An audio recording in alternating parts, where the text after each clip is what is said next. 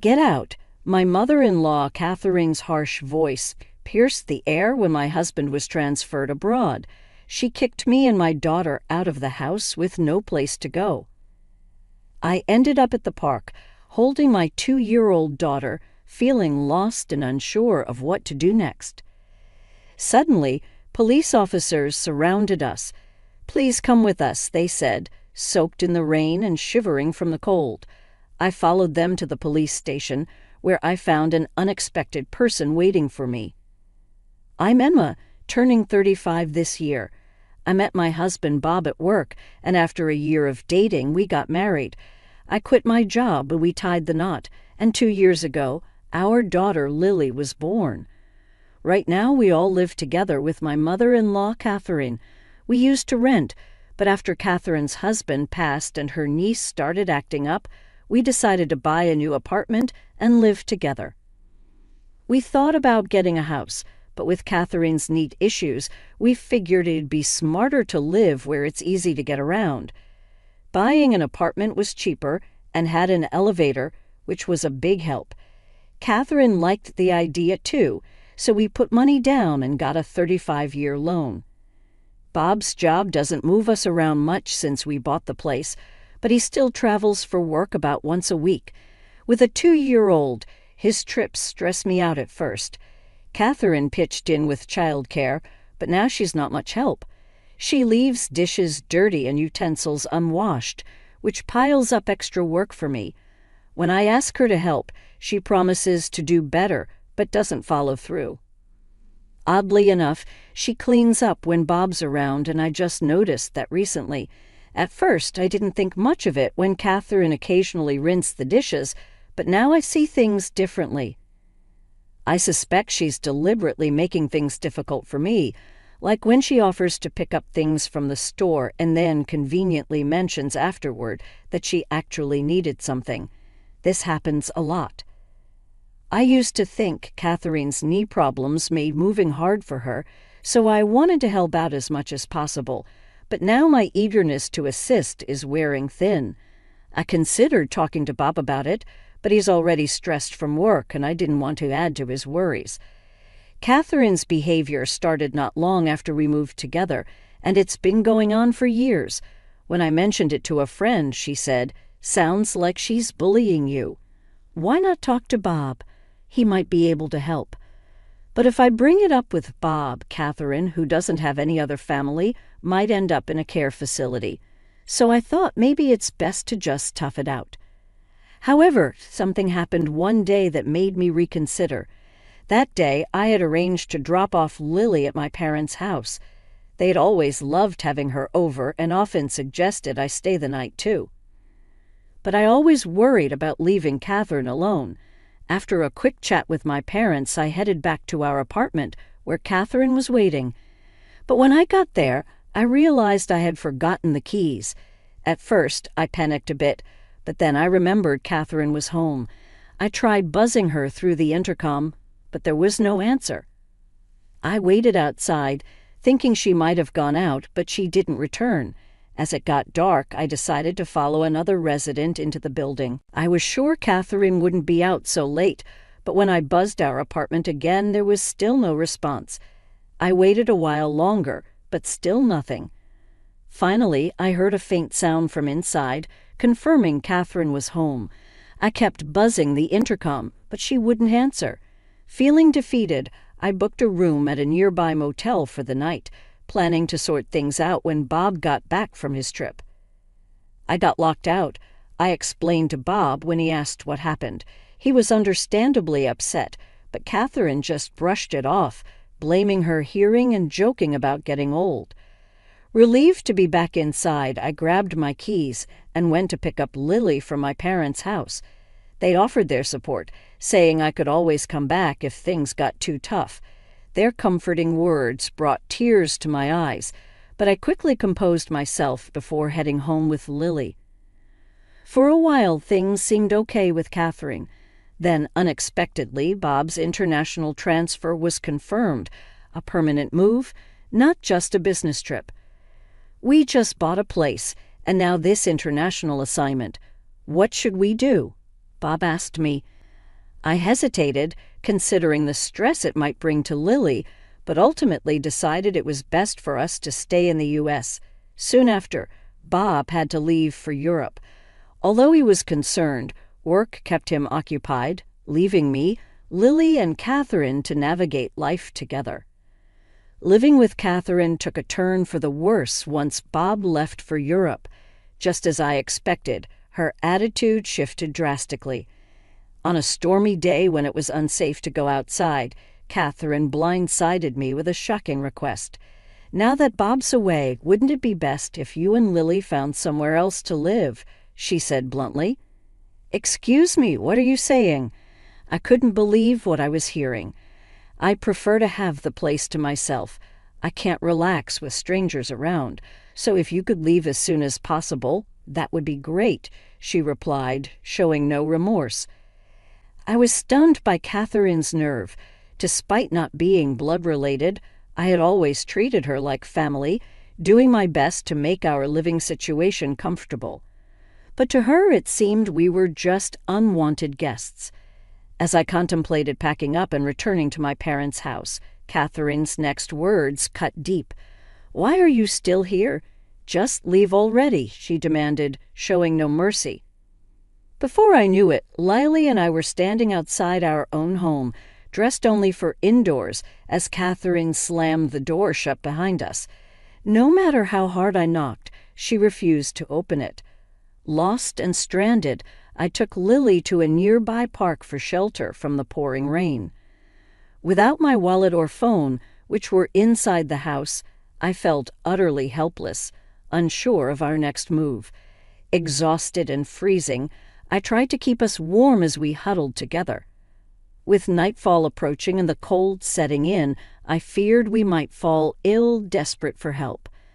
I considered the long walk to my parents' house despite the distance. As I weighed our options, I noticed 2 faint lights in the distance. Squinting through the rain, I realized they were police officers approaching. Before I could decide what to do, one of them called out to me. "Are you Emma, and is this little one Lily?" the officer asked, catching me off guard with his knowledge of our names. I nodded weakly, confirming our identities. "Please come with us to the station," the officer requested. Lily and I obediently got into the patrol car, grateful for the large towels the officers provided to shield us from the cold and rain. As we shivered in the back seat, I couldn't shake off my curiosity. "How did you know where to find us?" I asked, hoping for some answers.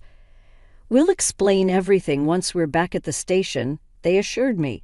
Exhausted, I soon drifted off to sleep, only to awaken later to find ourselves at the police station. Following the officers inside, I was taken aback to see Catherine and my uncle waiting for us. "Uncle, what are you doing here?" I asked in surprise. "Bob contacted me. He suspected you might be having trouble with his mom, especially since he's overseas," my uncle explained, shedding some light on the situation. "He wanted me to keep an eye on things for him." Apparently, Bob had discussed this issue with him before, expressing his concern about not being able to be there himself while he was overseas. My uncle had spotted us in the rain earlier that day and had considered taking us in himself. However, he found Catherine's actions extreme, so he decided to report it to the police. That's why the officers knew where to find us and came to our rescue. Catherine had also been summoned to the police station, where she sat glaring at me, seemingly unaware of the reason for her presence. "Why do I have to be here? My knee is acting up, you know.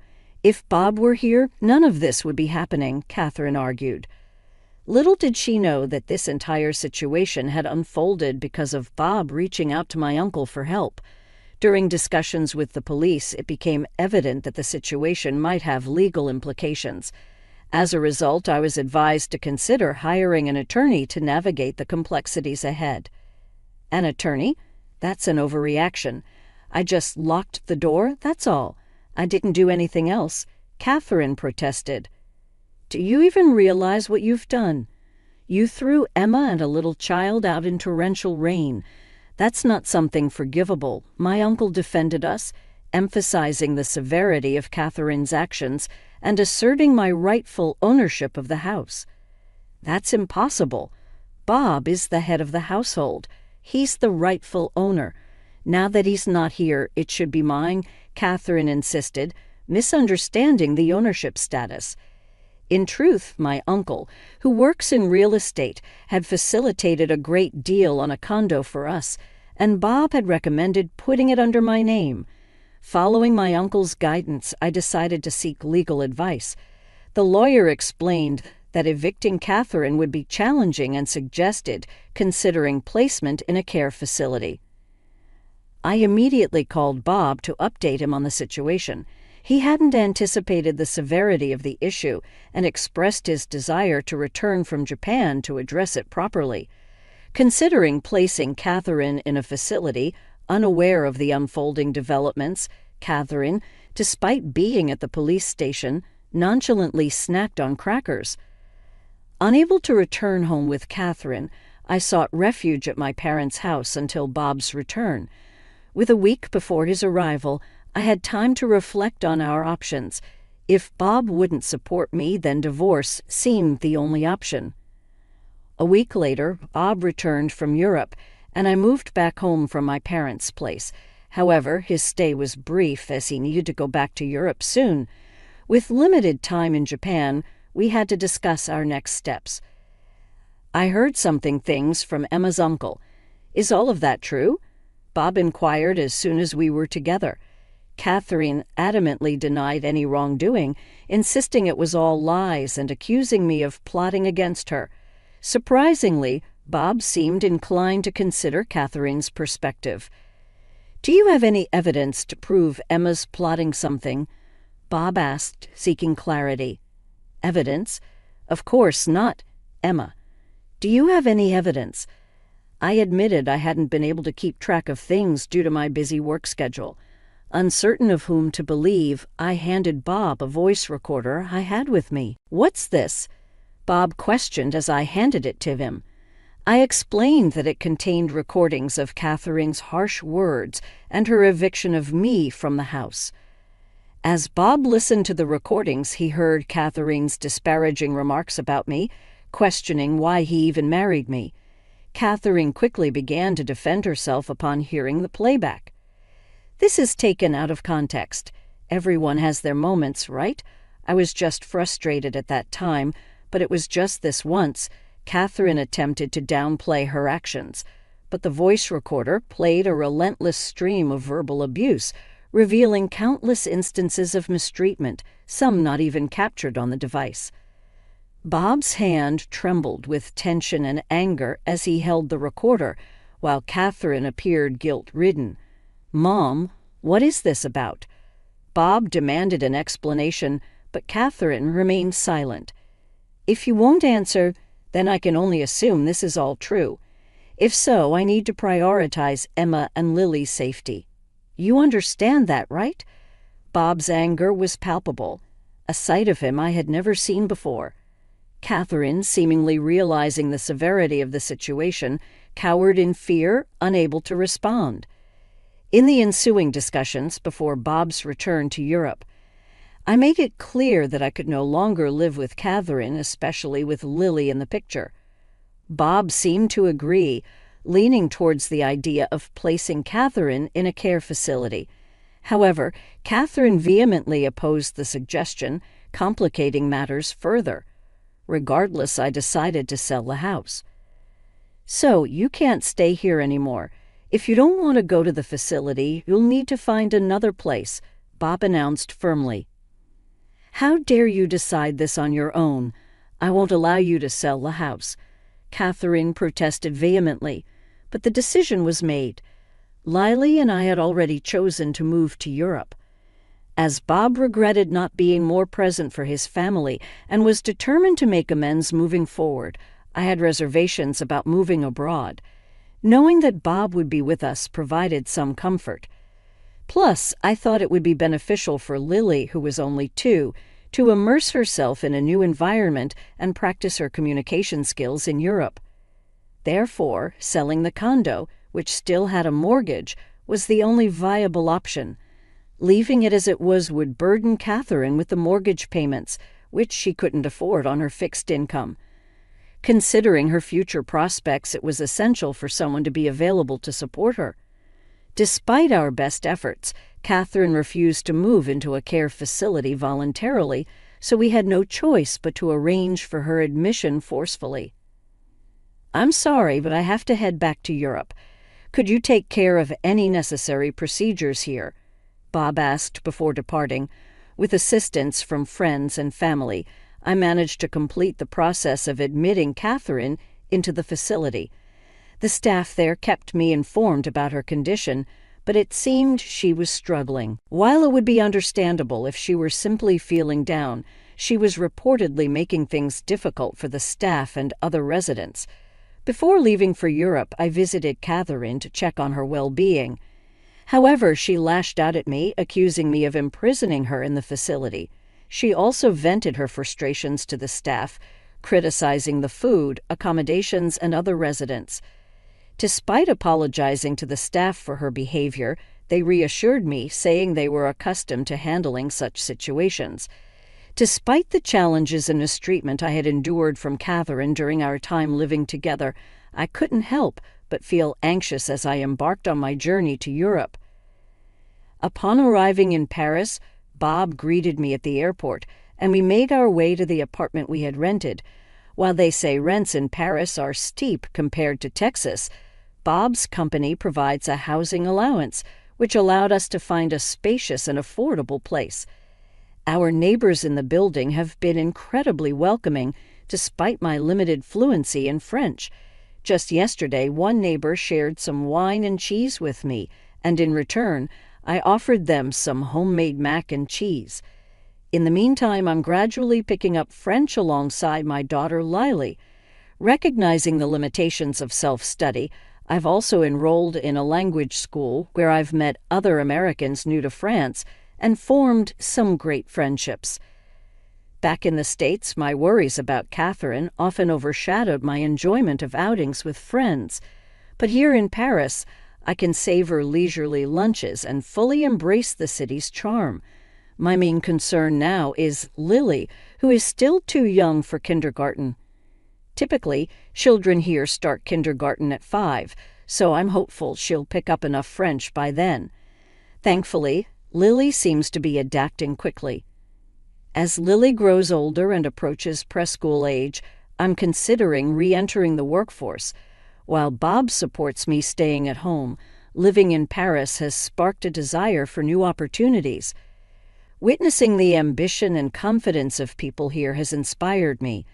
I've even befriended a waitress at a nearby cafe who hinted at a potential job opportunity there.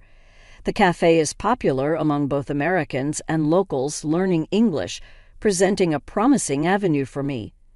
Despite the challenges ahead, our move to France has strengthened the bond between Bob and me. I feel more empowered to express my feelings, and I'm confident that we'll face whatever comes our way as a family. Right now, I've never felt happier in my life.